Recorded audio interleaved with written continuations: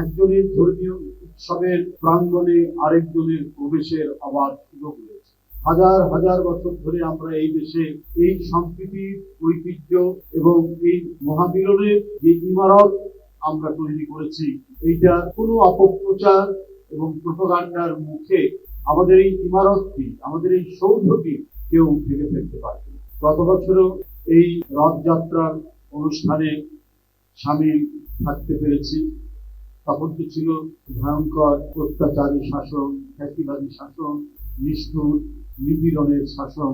সেই দুঃসহ সময়ের মধ্যেও অপর্ণা, সুভাষ, জয়দেবরা যে আন্তরিকতার সাথে এবং সাহস নিয়ে তাদের এই উৎসবের অনুষ্ঠানটি করেছে।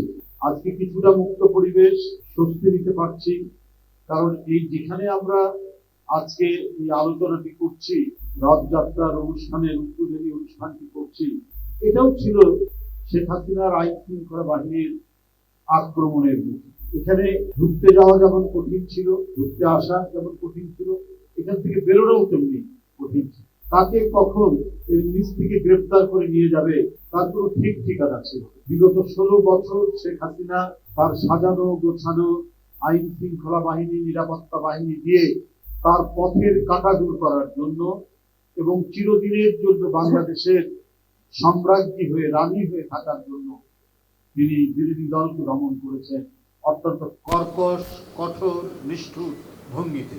তার শিকার হয়েছেন সবাই। তার শিকার শুধু কোনো বিশেষ সম্প্রদায় নয়, একটি সম্প্রদায় নয়, এর শিকার হয়েছে যেমন খিলগার জনি, এর শিকার হয়েছে তেমনি শ্রমিক কিশোর বিশ্বজিৎ। সুতরাং শেখ হাসিনার টার্গেট ছিল গণতন্ত্র। গণতন্ত্রের পক্ষে কথা বলা এবং তার গদির জন্য নিরাপত্তাহীন হওয়ার কোনো কাজ হলে, সেটা কণ্ঠের প্রতিবাদী হোক আর সেটা অন্য কোনো কর্মসূচি হোক, তার কোনো কিছু করার অধিকার ছিল না। তার অধিকার একটাই ছিল, তাকে জুলুম সইতে হবে, বর্বরচিত আক্রমণ সইতে হবে। এটাই ছিল তার ভাগ্যের লিখন। এই ভাগ্যের লিখনটাই নির্ধারণ করতেন শেখ হাসিনা। যে কঠিন রাজনীতি আমরা 16 বছর পার করে এসেছি, এখন আমরা প্রত্যাশা করছি একটা সামনে ভালো রাজনীতি হবে। ভালো রাজনীতি বলতে সত্যিকারের গণতন্ত্র প্রতিষ্ঠিত হবে। আমাদের ভোটাধিকার কেড়ে নেওয়া হয়েছিল, জনগণের ক্ষমতা কেড়ে নেওয়া হয়েছিল। জনগণের একমাত্র অধিকার সে কাকে ভোট দিয়ে তাদের প্রধানমন্ত্রী বানাবে, তাদের রাষ্ট্রপতি বানাবে, তাদের এমপি বানাবে, তাদের শাসন করার জন্য তারা কাকে পছন্দ করবে, সেটা ছিল জনগণের অধিকার। এই অধিকার শেখ হাসিনা কেড়ে নিয়েছিলেন। শেখ হাসিনার দোসররাই বলছে। হাবিবুল আউয়াল গতকাল বলেছেন যে 2024 এবং তার আগের নির্বাচনগুলো ছিল ডামি নির্বাচন। তো এই ডামি নির্বাচনের কথা তো আমরা তখনই জোরালোভাবে বলে এসেছি বলেই আমাদেরকে গ্রেপ্তার করা হয়েছে, আমাদেরকে রিমান্ডে নেওয়া হয়েছে, আমাদের অনেক ছেলেকে অদৃশ্য করা হয়েছে, নদীর ধারে, খালের ধারে ক্রস ফায়ার করে হত্যা করা হয়েছে। এই ডামি নির্বাচন প্রতিহত করার জন্য যারা নিয়মতান্ত্রিক সংগ্রাম করেছে, তারও অসংখ্য নেতাকর্মী পঙ্গুত্ব বরণ করেছেন এবং অন্ধ হয়ে গেছেন। আপনি তো শিক্ষিত লোক ছিলেন, আপনি সচিব ছিলেন, আপনার সেদিন বিবেকে বাঁধেনি যে আপনার এই ভুল কাজটি করার জন্য, আপনার এই অন্যায় কাজটি করার জন্য এটা চেইন রিয়াকশন হিসেবে জনগণ এবং দেশের কত ক্ষতি হবে।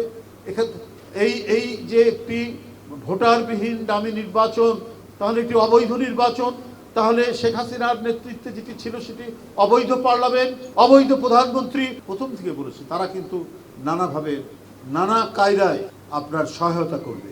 আপনি দেখেছেন না, শেখ হাসিনা পালিয়ে যাওয়ার 15-20 দিনের মধ্যে গোপালগঞ্জে স্বেচ্ছাসেবক দলের এক নেতাকে তারা হত্যা করলো। তো এটা কেন? নিশ্চয়ই প্রশাসনের মধ্যে ঘাপটি মারা লোক ছিল। পালিয়ে যাওয়ার পরেও তারা এটা করতে পারছে, তাদের কাছে অনেক টাকা আছে, তাদের কাছে অবৈধ অস্ত্র আছে। এই কারণেই মাঝে মাঝে তারা মাথা তুলে দাঁড়ানোর চেষ্টা করে।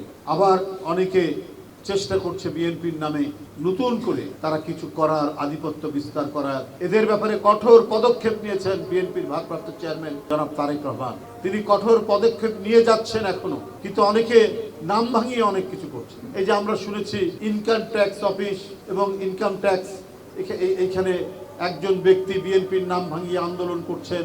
এই আজকে চেয়ারম্যানকে সরাচ্ছে, সরাবেন, কালকে এই করবেন। এটা কেন? তাকে কে দায়িত্ব দিবে? আমি তো সিনিয়র যুগ্ম মহাসচিব, আমি তো জানি না।